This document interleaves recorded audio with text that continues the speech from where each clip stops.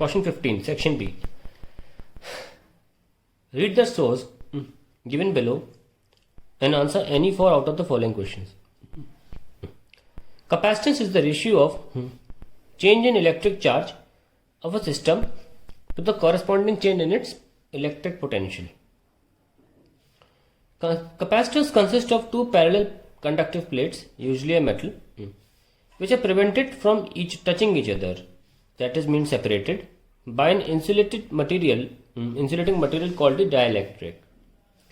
When a voltage is applied to these plates, an electric current flows charging up one plate with a positive charge with respect to the supply voltage and other plate with an equal and opposite negative charge. The generalized equation for the capacitance of a parallel plate capacitor is C equals to K epsilon A by D, where epsilon naught represents the absolute permittivity of the dielectric material being used and the charge dielectric material being used, and the charge is given by Q बराबर CV. अब इस paragraph पे based question है, आप अच्छी तरह देख सकते हैं डायग्राम. डाइलेक्ट्रिक बीच में एयर भी हो सकती है, कुछ और मटेरियल भी हो सकता है जो इंसुलेटर हो, ऊपर नीचे कंडक्टिंग प्लेट्स हैं, फिर यहाँ पे प्लस और माइनस दे रखा है. और ध्यान रहे कि आउटर प्लेट्स पे कभी चार्ज नहीं होता, इनर प्लेट्स पे ही चार्ज हमेशा होता है. पहला question, when a conductor is placed in an electric field the electric field inside the conductor is zero. जो बड़ा बेसिक सा फैक्ट है, इसमें आंसर जीरो आ गया. बाद में इसको लिख लेंगे, इसे कॉपी में, अभी मार्क कर लेते हैं. The charge on a capacitor is doubled, its capacity becomes k times when where k is equals to. तो चार्ज डबल हो रहा है. कैपेसिटी का मतलब होता है कैपेसिटेंस. ध्यान रहे कैपेसिटेंस जो होता है वो होता है delta Q by delta V, जैसा कि इन्होंने बोला है, ratio of change in electric charge to the change in its electric potential. और ध्यान रहे ये जो चीज है कैपेसिटेंस, ये कांस्टेंट होता है. Delta Q proportional delta V के हिसाब से देखा जाए तो ये कांस्टेंट है. Sorry, delta V proportional to delta Q बोलना चाह रहा हूं मैं. So 1 proportional to delta Q by delta V, and this constant proportionality ये बदलती नहीं है. प्रोपोर्शनैलिटी कांस्टेंट कभी भी फॉर्मूले में आने वाले पैरामीटर्स पर डिपेंड नहीं करता, इसलिए कैपेसिटेंस जो रहेगी जैसी थी वैसी ही रहेगी. तो कैपेसिटी बिकम्स 1 टाइम्स, यानी के की वैल्यू 1 रहेगी, डबल ट्रिपल नहीं होने वाली. आपके क्यू बढ़ाने से या वी घटाने से या वी बढ़ाने से या क्यू या वी को चेंज कर देने से कैपेसिटेंस पे रत्ती भर असर नहीं पड़ता. ध्यान रखना इस बात का. जब तक कि आप कोई डाइलेक्ट्रिक मीडियम में चेंजेस नहीं करते, तब तक आप बीच की परमिटिविटी में चेंजेस नहीं करते हैं, प्लेट्स के एरिया में चेंजेस नहीं करते हैं, और डिस्टेंस बिटवीन द प्लेट्स में चेंज नहीं कर सकते. देखिए इसकी वजह क्या है कि कैपेसिटेंस का जो फॉर्मूला है वो है epsilon A by D. Capacitance depend करती है मीडियम की परमिटिविटी पर. ऐसे बदल देंगे, बदल जाएगा.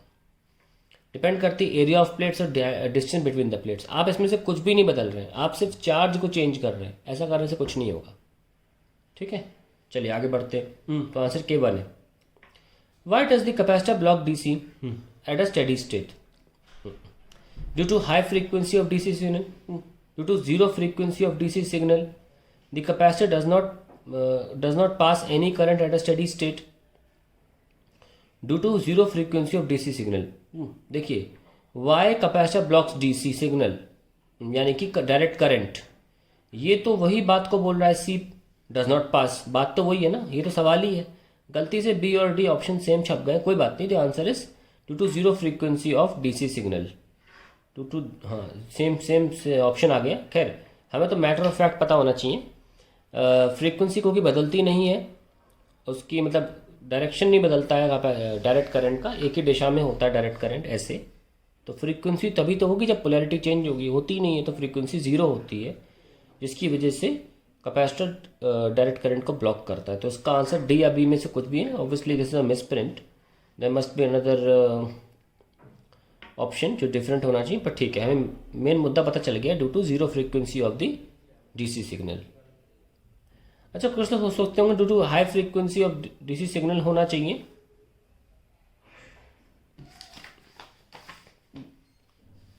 नो, द फोर्थ पार्ट, गलती से थर्ड आ गया है. क्या, what is the value of capacitance of a capacitor which has voltage of 4 volt and has 6 coulomb of charge. तो कैपेसिटेंस पूछी है 16 Q by V होता है आंसर, 16 by 4 is 4, तो answer is 4 farad. Capacitor blocks dash after long term, capacitor सिर्फ direct current को block करता है, तो आंसर है direct current. That's the answer. अब इन सबको लिख लेते हैं ठीक से. क्वेश्चन 15. आप पेंसिल से एग्जाम में थोड़ा सोच सकते हैं क्वेश्चन पेपर पर, फिर आप भी लिख सकते हैं ऐसे. When a conductor is placed in electric field, the field inside the conductor is, पहला है 0, फोर्थ पार्ट, तो आंसर इज 0. फिर ये ए पार्ट का फोर्थ आंसर था. फिर बी का, the charge on capacity is doubled, its capacity becomes के टाइम्स, यानी कि 1 टाइम्स, के इक्वल्स टू 1. तो जो बी पार्ट था उसका ऑप्शन जो है वो सेकंड है. फिर सी क्वेश्चन जो है वो है when why does capacitor blocks DC signal at a steady state due to high frequency, तो सी पार्ट का ऑप्शन जो है वो लास्ट है, फोर्थ, और इसका आंसर है फ्रीक्वेंसी 0 होती है. और फाइनली तो नहीं, क्योंकि 5 ऑप्शन है तो यहीं लिख लेते हैं डी.